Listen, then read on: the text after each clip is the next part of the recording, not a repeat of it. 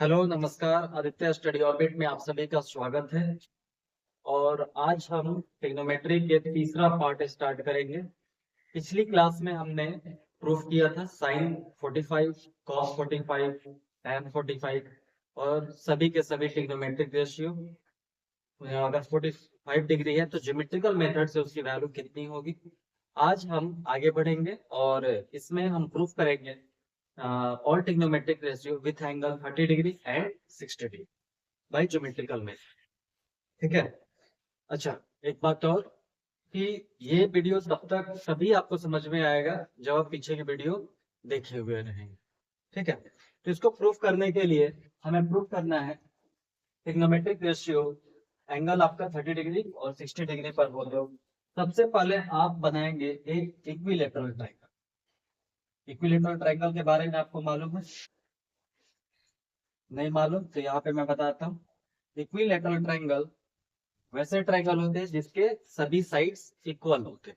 यानी equilateral triangle is that triangle where all the sides are equal. सभी के सभी साइड्स कैसे होंगे? इक्वल होंगे। यानी ए बी बी सी के बराबर, फिर बी सी ए सी के बराबर। ओवरऑल का है तो A B equals to B C equals to A C. और आप लोग ये भी जानते हो कि अगर किसी ट्रायंगल में all sides are equal then their angle will be also equal. उसके एंगल भी जो होगा वो बराबर होगा। तो एक ट्रायंगल का इंटरनल एंगल का सम जो होता है 180 होता है। अंतर कोणों का योग कितना होता है? 180 डिग्री। 180 को जब आप 3 से भाग देंगे तो आपको क्या मिलेगा? 60 डिग्री। यानी हर एक एंगल आपको कितने का मिलेगा? 60 डिग्री। ठीक है। तो यहाँ पर 60 डिग्री इक्विलेटरल ट्रायंगल है। ए बी कंडीशन लिख देता हूँ, equals to B C equals to A C लिखे या सी ए लिख दीजिए। Where angle A equals to angle B equals to angle C 60। यहाँ कंडीशन में ठीक है। यहाँ एज्यूम कर लेते हैं in triangle A B C is equilateral triangle. ठीक है। प्रूफ स्टार्ट कर रहा है पर कैसा है? इक्विलेटरल। इक्विलेटरल और इक्विलेटरल ट्रायंगल मतलब ये समबाहु त्रिभुज है।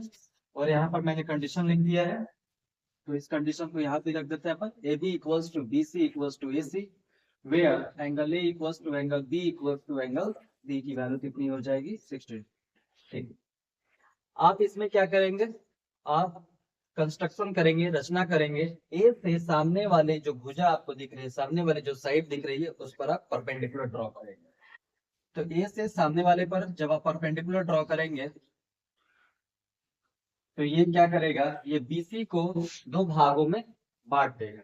यानी AD is perpendicular on BC then BD will be equals to CD। ये प्रॉपर्टी होती है इक्विलेटरल ट्रायंगल का, समबाहु त्रिभुज की ये गुण। तो यहाँ से कंस्ट्रक्शन लिख देता हूं मैं। कंस्ट्रक्शन है हमारा क्या? कि ड्रॉ AD परपेंडिकुलर BC। इतनी बातें क्लियर है? अब इसको ध्यान देने वाली बात यह है कि यहाँ पर जो एंगल है वो तो 60 डिग्री है, लेकिन जब यहाँ से आप परपेंडिकुलर ड्रॉ करते हैं तो ये परपेंडिकुलर इस एंगल को भी समद्विभाजी कर देता है। यानी कि एंगल बाइसेक्टर बनाएगा। ये टोटल आपका कितना है? 60, लेकिन ये कितना हो जाएगा? 30 डिग्री। कितना हो जाएगा? 30 डिग्री। अगर इसको प्रूफ करना हो तो भी हम प्रूफ कर सकते हैं। ये दोनों ट्रायंगल को देखिए, दो ट्रायंगल है हमारे पास। in triangle ABD and triangle ACD। ACD दोनों ट्रायंगल है। आप जानते हैं क्या कि एंगल ADB कितने डिग्री का है? ADB इक्वल्स टू ADC और इन दोनों की वैल्यू कितना है? 90 डिग्री। क्योंकि अभी हमने देखा था बाय द कंस्ट्रक्शन हमने परपेंडिकुलर ड्रॉ किया था तो ADB की वैल्यू 90 हो गया और ADC की वैल्यू कितना हो गया? 90 हो गया। दूसरी बात, AB किसके इक्वल हो जाएगा? AC के बराबर। यानी हाइपोटेनस इस राइट एंगल ट्रायंगल के लिए हाइपोटेनस हो जाएगा, इस राइट एंगल ट्रायंगल के लिए हाइपोटेनस हो जाएगा। ये भी दोनों बराबर होंगे क्योंकि ये इक्विलेटरल ट्रायंगल है, यहाँ कंडीशन लिखा हुआ है। और तीसरी बात कि AD आप देखोगे इस ट्रायंगल में भी है और इस ट्रायंगल में भी है। तो यहाँ से मैं लिख सकता हूँ कि AD इक्वल्स AD और ये आपको क्या दे के रखा है, ये गिवन। ठीक है, दोनों में या गिवन की जगह हम कॉमन साइड यूज कर लेते हैं। ये आपका कॉमन साइड, ये बी इक्वल टू AC, ये गिवन है कि इक्विलेटरल ट्रायंगल है, और ये हुआ है बाय कंस्ट्रक्शन, रचना से ये हुआ है।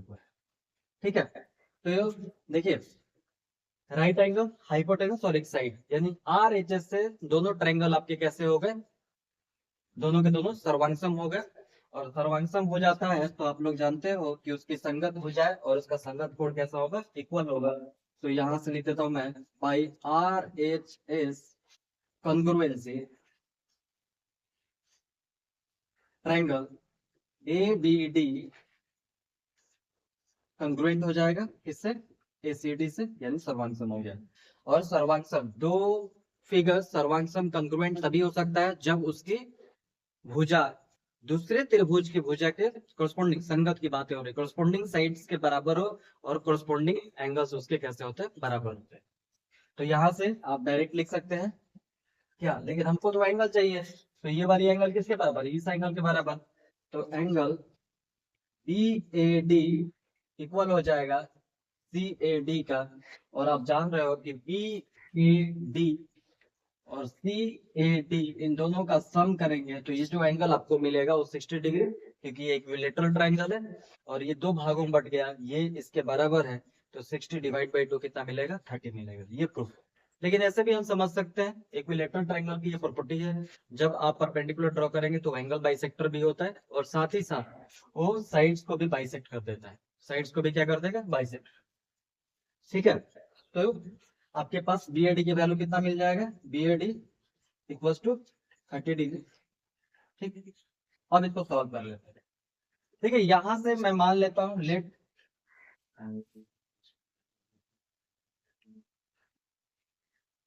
AB इक्वल्स टू 2A, इसको मैंने 2A मान लिया।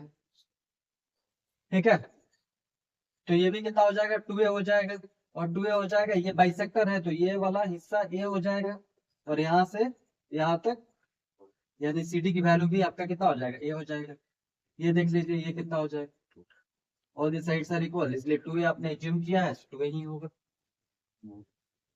अब हम यहाँ से साइन थीटा की वैल्यू निकालने की कोशिश कर रहे हैं। साइन 30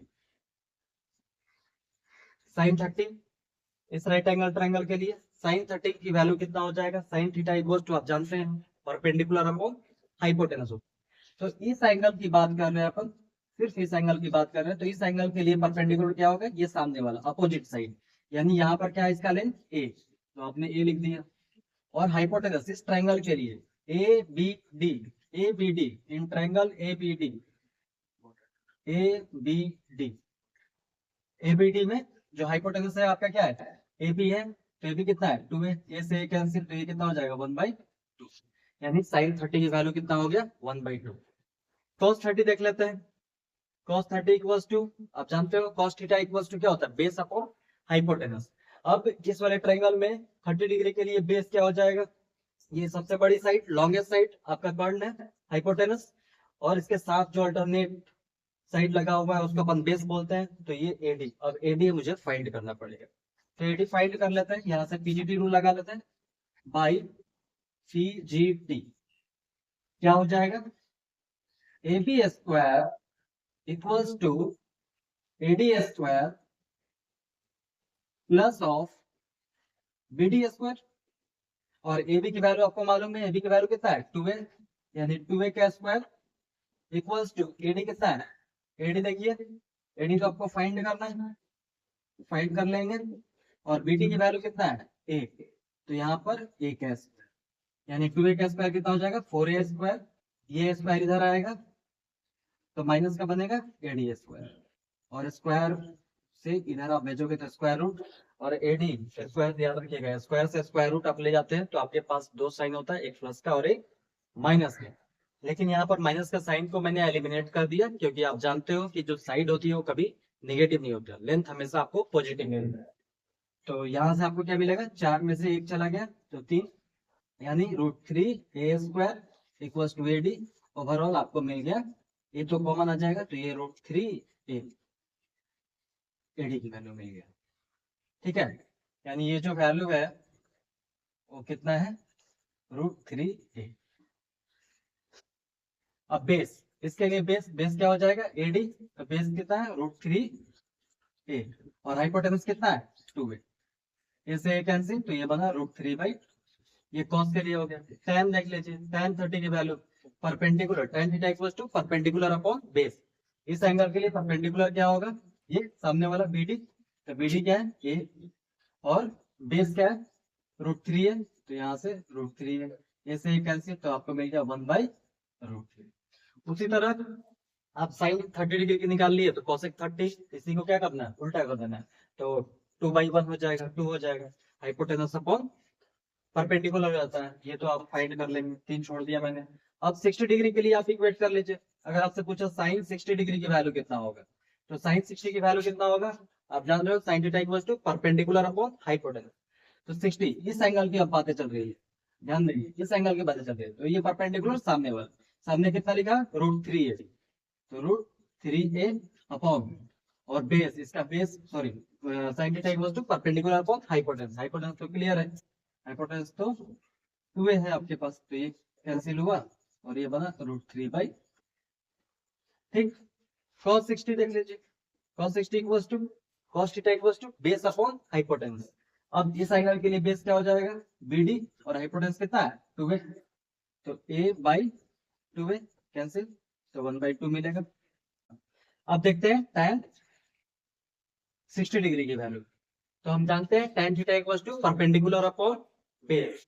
अब 60 डिग्री पर यहाँ देखिए, सामने वाला अपोजिट साइड क्या हो जाएगा, परपेंडिकुलर, यानी √3 है, परपेंडिकुलर हो गया, और बेस क्या हो जाएगा, a है, BD, तो √3a अपॉन a से कैंसिल, तो ये मिला √3, ये कितना मिल गया हमें, √3, यानी tan 60 डिग्री की वैल्यू √3।